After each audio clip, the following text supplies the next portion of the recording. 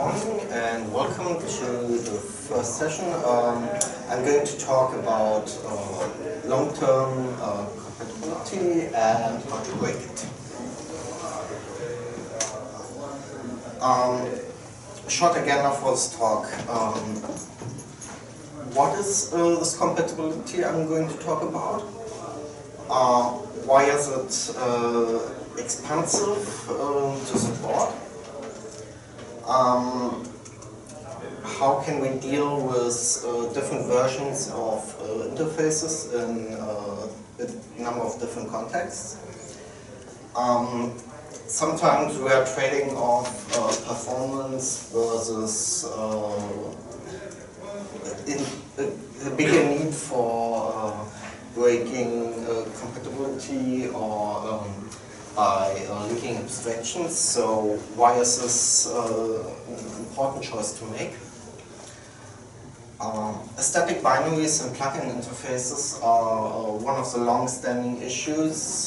So what can we do about that?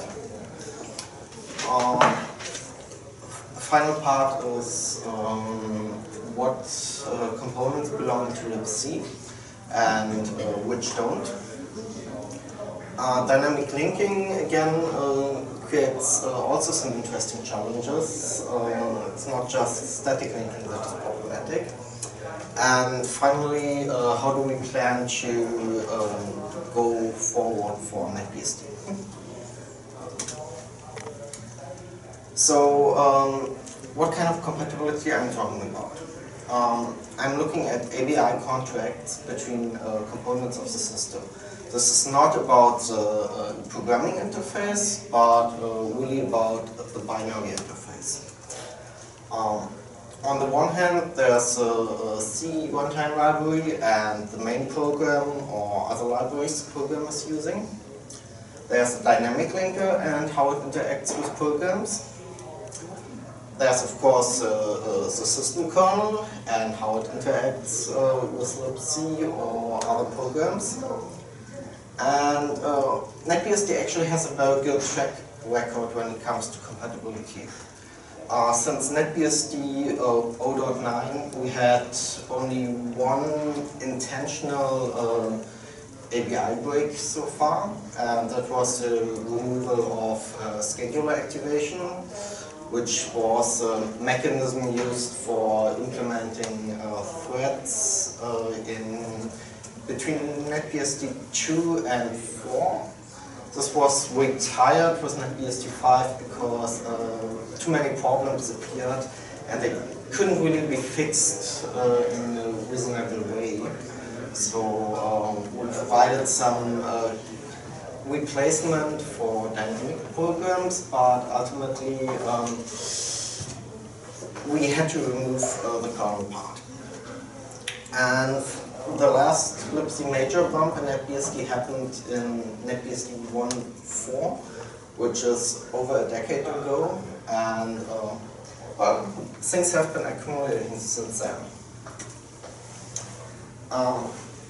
ABIs are sometimes difficult.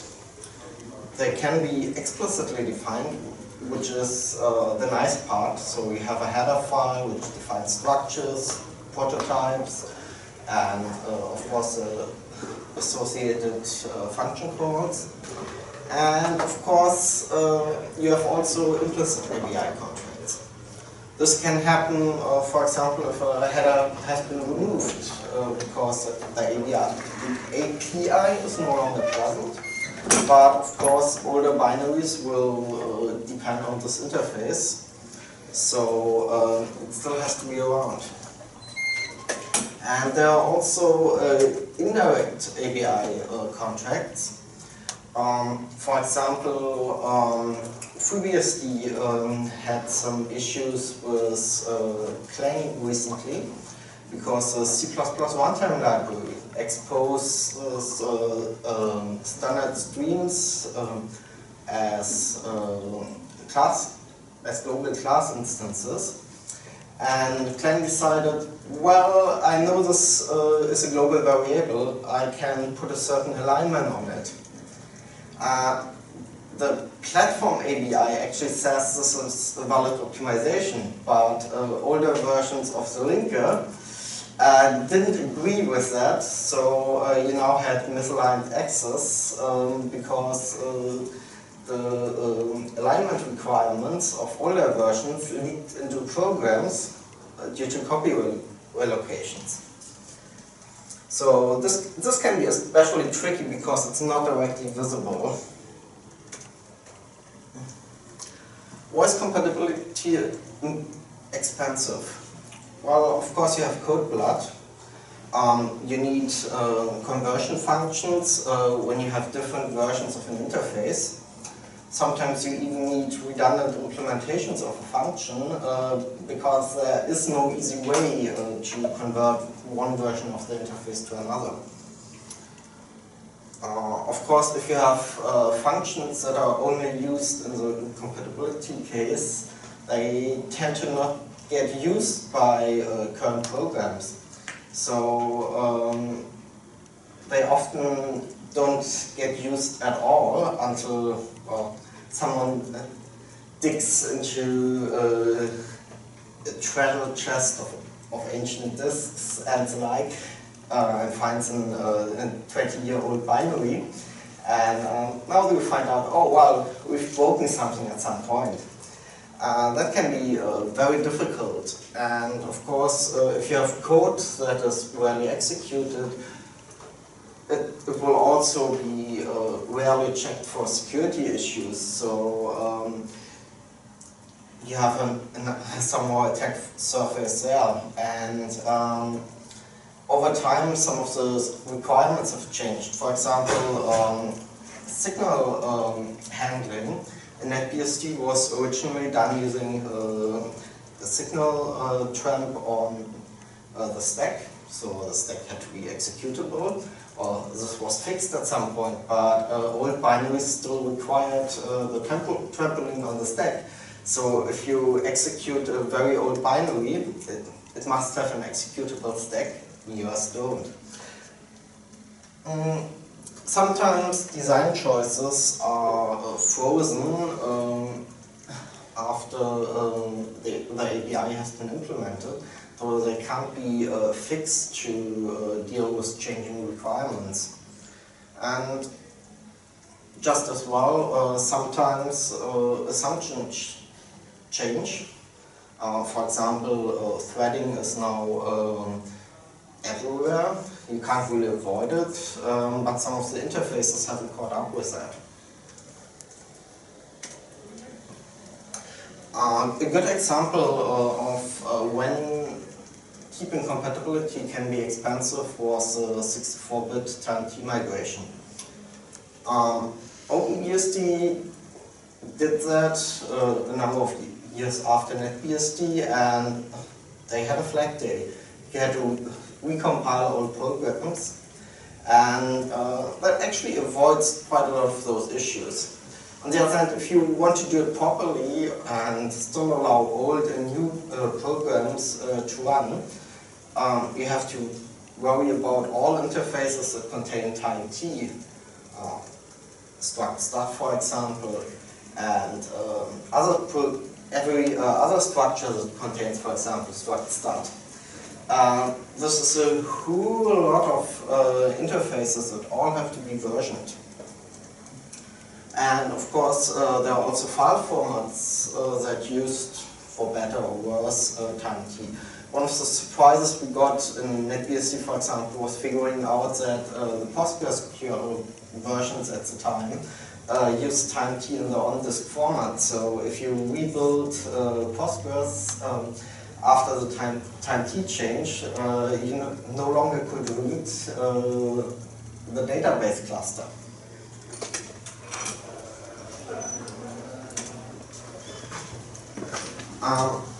It's difficult to say exactly what the cost is.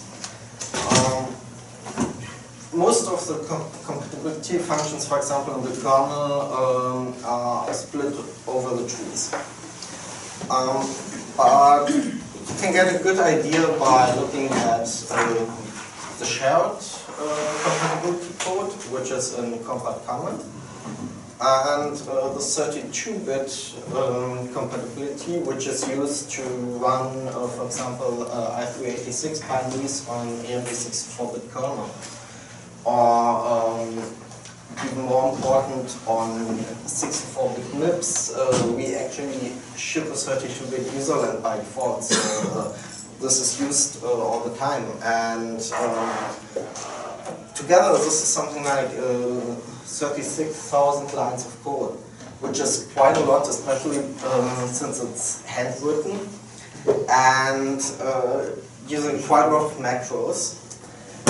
And there's no good way to do automatic verification at the moment.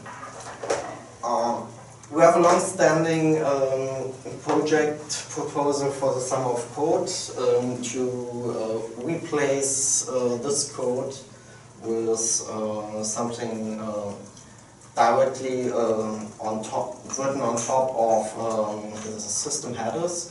So, for example, you can use Clang to take the headers, figure out the ABI, and then automatically create conversion functions. Would be nice if someone picks this up.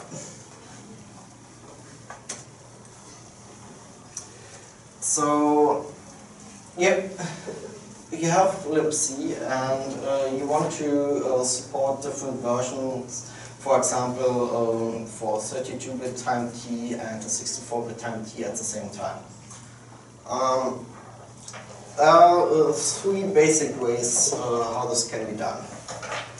You can rename symbols using macros. This is how the Large File Summit basically decided to introduce a 64-bit offset type in 1993 or so, and which is still used on Linux and most of the commercial Unixes. So basically, you just define macros for the new names. This is, of course, somewhat problematic because macros in C don't have a scope. So if you want to use one of those names as a field name in a structure, for example, bad things can happen.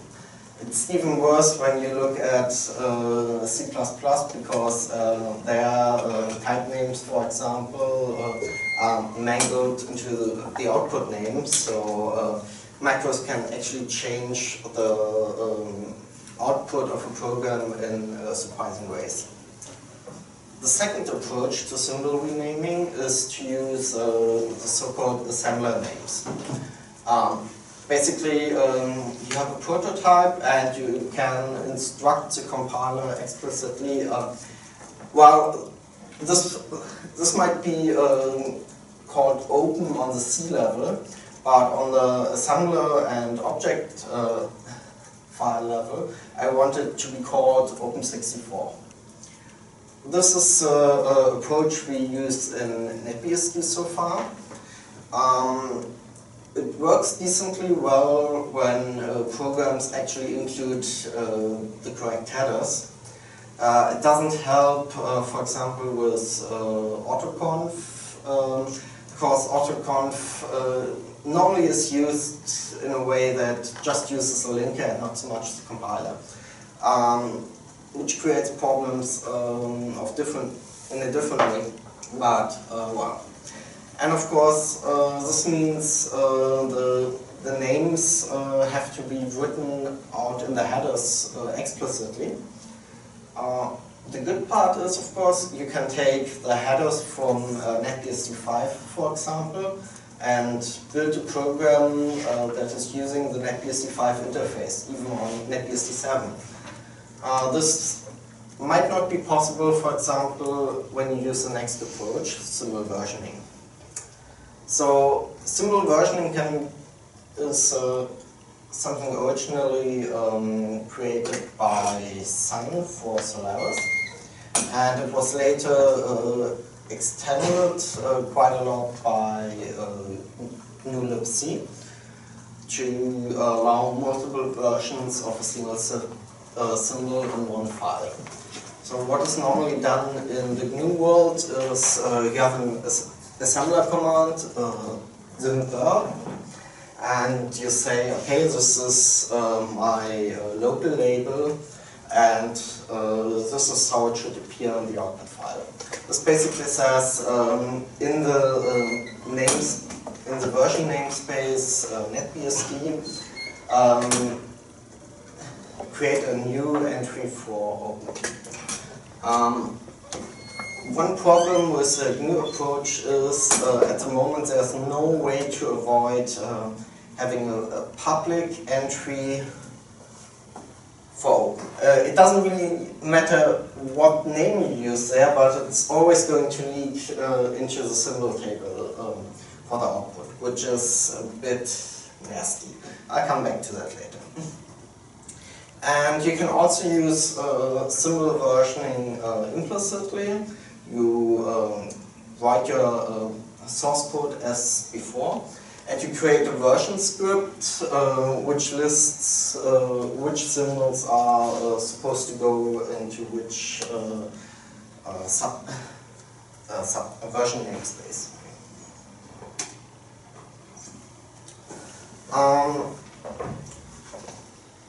I already mentioned the first problem is we want to be able to just create the version symbol. For that we have to actually extend the GNU assembler a bit so that you can specify the visibility of the version symbol directly without requiring an export for open. So open as a local label could be local, but open at NetBSD could have default visibility. The second important point is using inline assembler for this all the time gets very tedious, and it's not very tooling friendly. So for example, if you have programs that pass header files, they can't tell you what the versions are that are used. So we actually want to have attribute support for this. And last but not least, there's an open question. ELF allows symbol interposition. That's commonly used if you want to replace, for example, malloc. You can write a small library that creates malloc, calloc, and free, for example, and then use ld preload to overwrite the entry in libc. When you're using version symbols, the question is, does an unversioned symbol definition overwrite references to a versioned symbol? The GNU rules at the moment says yes. This is quite problematic because it seriously restricts what you can do, and it removes one interesting application. Few years ago, POSIX 2008 decided to introduce getLine and dprintf. Both are names, for some reasons developers thought it's a good idea to have a function called getLine. And now when libc starts to have one as well, you have a conflict. The program has its version, libc has its version. Which one wins? Of course, the program version. But this is a problem for a system library because other parts of the system might want to use the libc version. We could fix that with symbol versioning by making sure that the libc getLine actually goes into some explicit version tag, and when you include the stdio header, you get this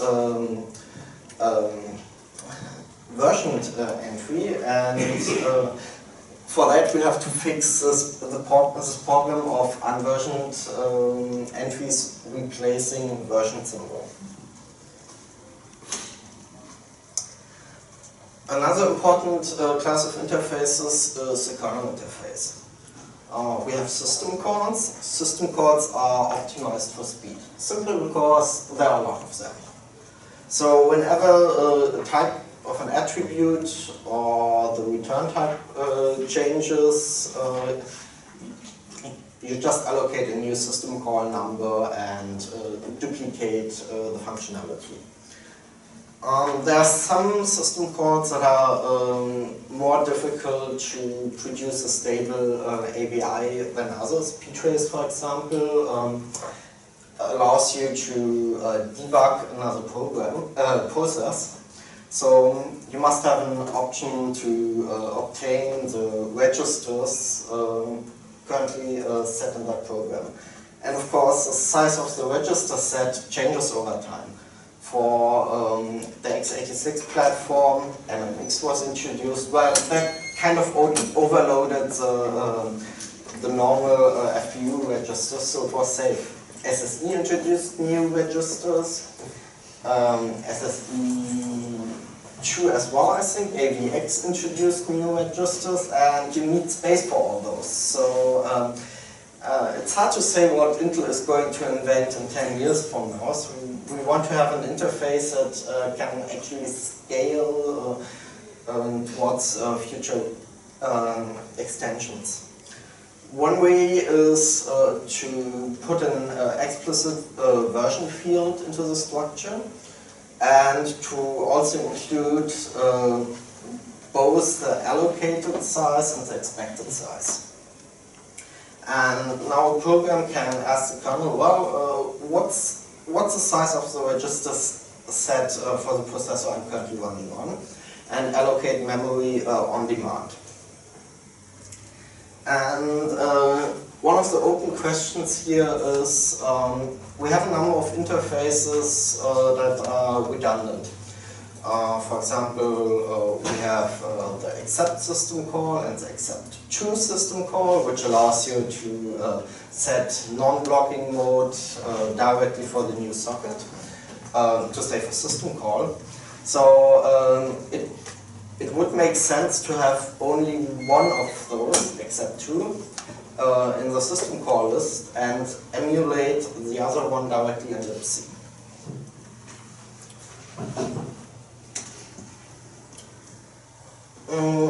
The second important interface of the kernel are the system controls. They are semi-structured read-write interface. For example, you can use that to query the kernel version, or the number of CPUs, or the amount of memory in your system. And they are in BSD land the preferred interface for querying the kernel about its configuration and statistics. So unlike Linux, where procfs is used, which creates its own set of problems. And of course, especially the kernel statistics are sometimes quite performance sensitive. For example, if you have an SNMP daemon running, which wants to fetch the list of all network connections every second, and you have 100,000 connections, that's a lot of data. So you actually have to be careful on how much you are doing. We have a number of complex data structures exported here in NetBSD, and the versioning is not as simple. For example, the process table can be exported to userland, and there are currently 3 different versions of the export format from different ages with different fields included. And of course, again, you need to support 32-bit applications running on a 64-bit kernel. So you have different alignment restrictions, sometimes padding, and so on. Again, something you have to deal with.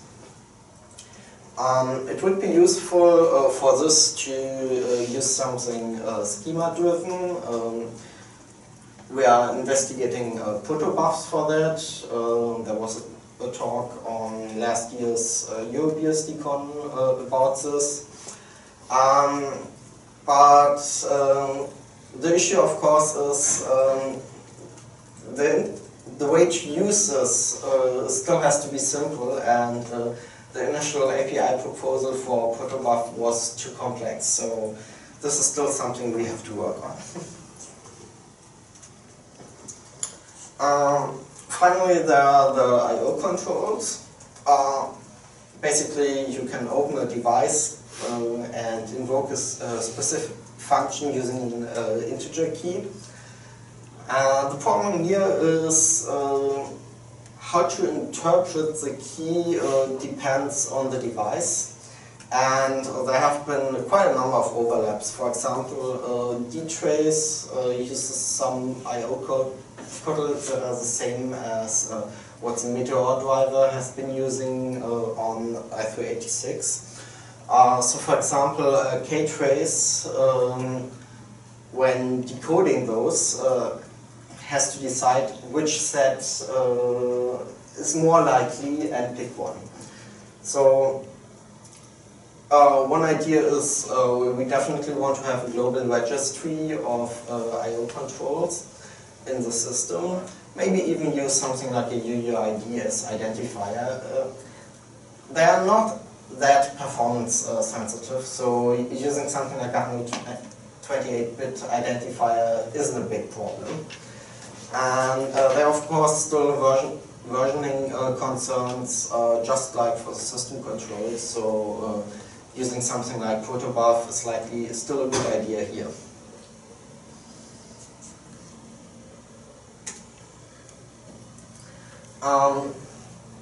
When looking at the design of library interfaces, there's always a decision to be made between hiding as much of the implementation as possible and providing a fast path for performance-critical functions. The C-type H header, for example, is quite well known, and it's also often used in Lexus and parsers. So if you slow it down, there are programs where it's going to be very, very noticeable. Another example is the standard I/O interface. Getchar and putchar are the most well-known example here. And on modern architectures, function calls themselves are not that expensive, but they provide a barrier for the compiler to optimize things. So they are still measurable. There are some older architectures where the story is quite different and where function call is very, very slow. We'll see that in a moment. When in doubt, this is a point where it's really important to actually measure things and make a decision on what you measure. So let's take a look at is-alpha. I'm considering three different cases here. One is the current macro version. The second is a function call version, which is functionally completely equivalent. And the last one is a pretty new edition, where you explicitly say which local you want this data from. What's interesting is, of course, dynamic linking is a bit slower than static linking, because you have to go through the global offset table. The macro version is essentially using a global variable to find a table and indexing into that. So it shows clearly that the function call, even on AMD64, provides a significant overhead. The memory bar here means I'm forcing the compiler to reload the global variable, because in a multi-threaded application, another thread might have changed the global local. This is something we can actually remove for the explicit local version, So it's quite clear that we can significantly improve the performance for that. And this is something useful for many programs. As we know, they only depend on a single local, or even just the C local. So it's good to optimize for that. Another interesting case is Stdio Interface. And here I'm actually considering the macro, the function, and the unlocked version. Again, if you have a multi-threaded program and you are trying to access the same stream, you must have locking to prevent horrible accidents. And it's also easy to see that the macros obviously don't work correctly for multi-threaded programs. So this is something we must fix. And also, when you consider PA risk, so HPPA, function calls can slow down this by a factor of 10. I think it's the worst platform when it comes to function calls. I'm explaining that a bit later in the dynamic linker section. But it basically means we can't just remove those macros completely. That would result in some unacceptable penalties.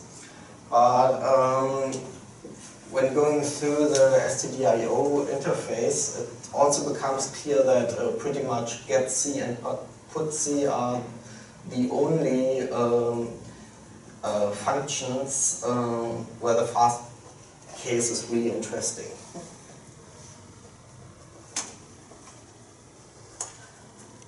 So, historically, static binaries and plugins don't go well together. Which makes sense because you can either try to use some really nasty hacks like glibc does to kind of emulate the dynamic linker inside the static library. And it requires that you basically have exactly the matching dynamic version around, and it just not worth the problem. So far, we have a number of cases, for example, in PAM to have a local interface to replace the dynamic linker interface and emulate that. We don't have a real solution for the name server switch, so it's not a good idea to have lots of ad hoc solutions in different parts. So what we want to have is a new systematic approach, and basically just provides a normal DL open. And what we can do is for the installation images and for the rescue system, we have a tool called CrunchGen, which basically takes, for example, bin-cat, mangles it a bit, and links it together with a shell and a bunch of other programs in a way that a single driver can decide, oh, I've been invoked as cat, so I have to go to cat's main. And the same can be done here, basically. So you build your PAM plugin, for example, just normally, and then you extract the list of exported symbols and mangle those in the original object file. Then you build a source file which basically says, okay, this is the expected dynamic module name, and this is a symbol name, and here's a pointer to the actual symbol. You link that again to the original object file, And as a result, you get one object file for the module, which just has a linker set defined and nothing else. And you can link that into your normal program. With that, you have granular control over which modules go into your application. And you don't actually need to change the source of the plugins at all.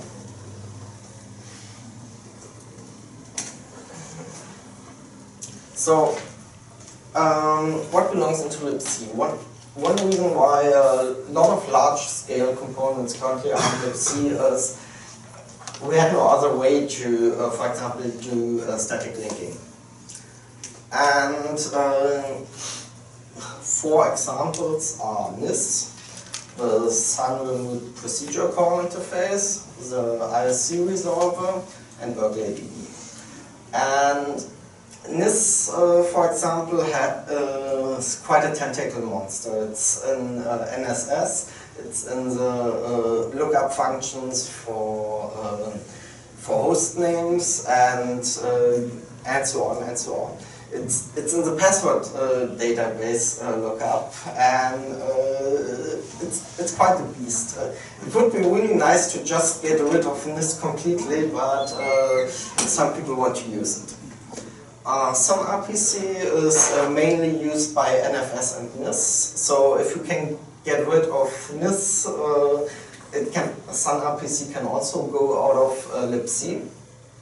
The ISC resolver, of course, is currently used for DNS resolution, so we have to find a solution for that.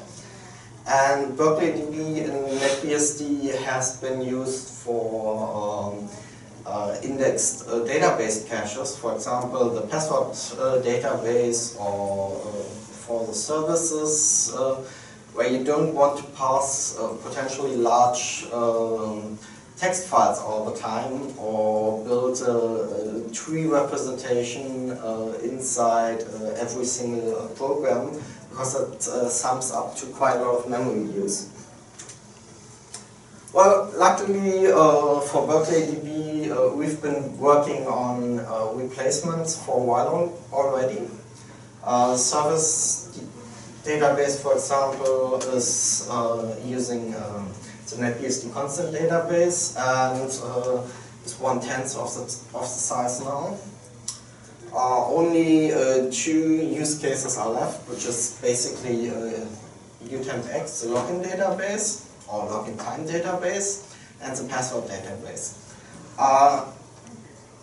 UTempX is a bit difficult because it's in the login path, and you want to deal, for example, with a stop process that shouldn't stop another root login for fixing things. The password database is only difficult due to the interaction with NIS compatibility, where you can basically override the NIS entries in the local password database. For the DNS resolver, we can actually make it an internal implementation of libc and provide a separate shared library which references the internal names. So there are so-called indirect functions which are called by the dynamic linker to determine what the real function to call is.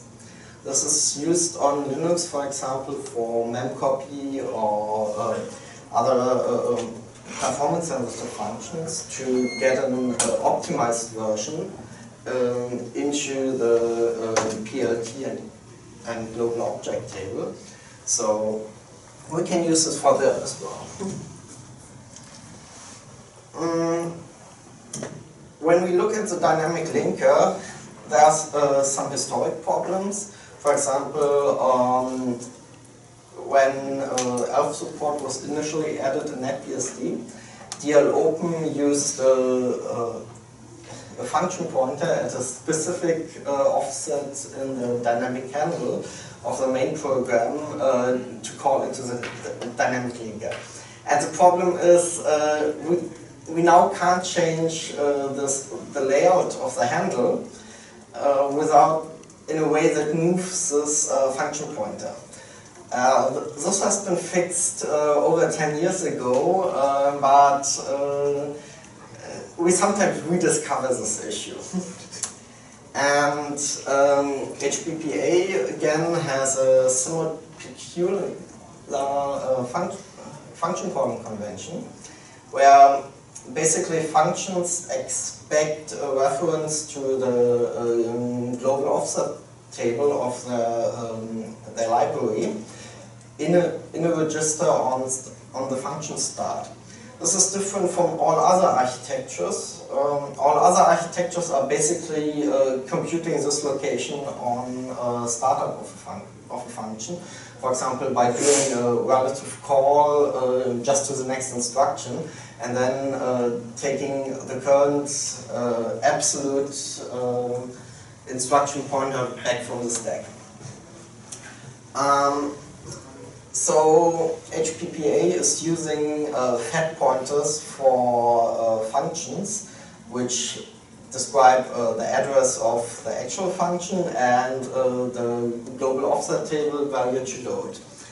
And they also decided, well, we don't want to put this into every library, so the linker has to dynamically allocate memory for those.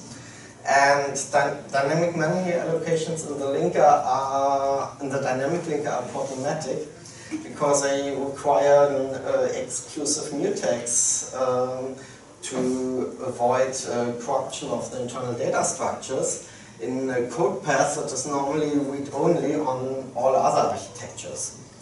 One way to deal with this is to just allocate them statically in a new library, and for basically have one entry in the PLT for every exported function.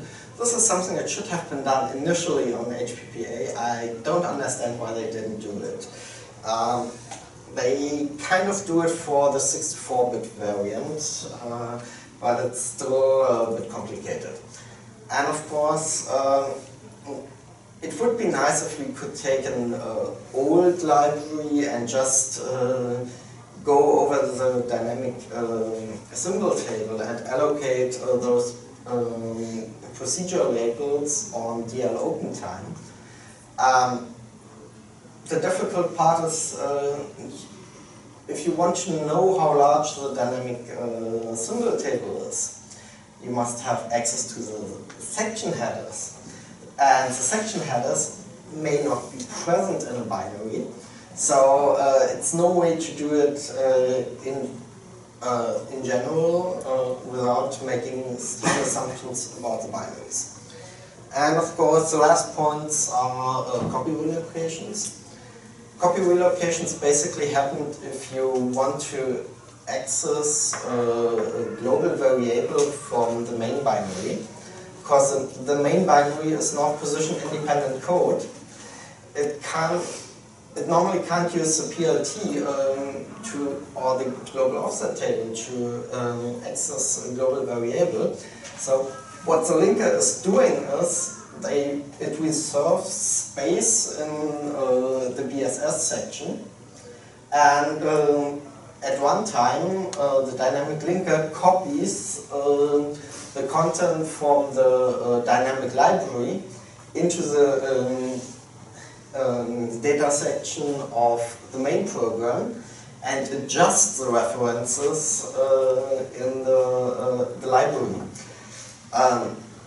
As I said earlier, this can have surprising effects when the library, for example, makes assumptions about the alignment of the data. It would be possible to completely get rid of copy relocations by saying which symbols imported from headers are actually external to the main program. But again, this requires code changes, and it also requires compiler support. And as long as there's no flag in a dynamic library to say I never ever want to get copy relocations, it doesn't help completely. We've run into some issues with protected visibility in NetBSD with the last binutils update, which is basically, again, just another side of the problem with copy relocations. So we have a number of issues identified that we want to fix, and how can we do that? We can introduce symbol versioning on top of the existing symbol renaming without breaking the ABI. We can move as much of the current compatibility code on the build flags. So you can specify this flag, get a clean library, and check, for example, in package source if there's any fallout. The CDB migration can be finished without breaking the libc ABI. We can introduce HPPA P-label section, and we just have to keep the dynamic allocation for older libraries around. Optimizing the explicit local versions of C-type H is just useful. We can do that immediately. For the Stdio interface, we can kill all the macros except getC and partC. And by also providing a switch for a program to say, I'm not multi-threaded, just give me the fast version, the performance impact can be limited. File itself can be basically replaced with a structure of itself. So the members are actually at the same position, but program or existing source code that wants to access the content of file will break. That's actually quite useful because there are wonderful libraries like GNUlib that likes to mess with the internal of stdio, and I want to find all those crappy little pieces so we can decide, well, this is something that actually has to be supported and provide a real interface for it, or otherwise just kick them out.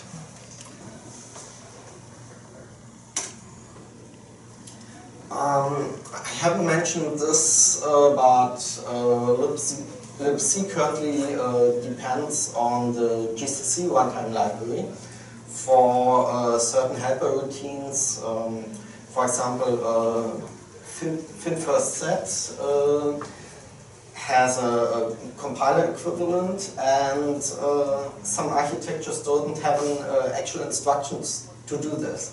So there's a library call GCC will create into libgcc. We want to remove that dependency because, well, we want to get rid of GCC at some point. And this is already done. It's a flag, and there are sometimes surprises when GCC decides to do stupid things in its libcorn interface. For example, it decides a FinFirstSet function definitely must operate on 64-bit on Spark and nothing smaller. So sometimes interesting testing. In short, what we want to do is test as much of libc major bound without actually doing it on the main line. And once we actually decide all the important things are done, we can just do it and just have to prepare for cleanup after that. So, questions?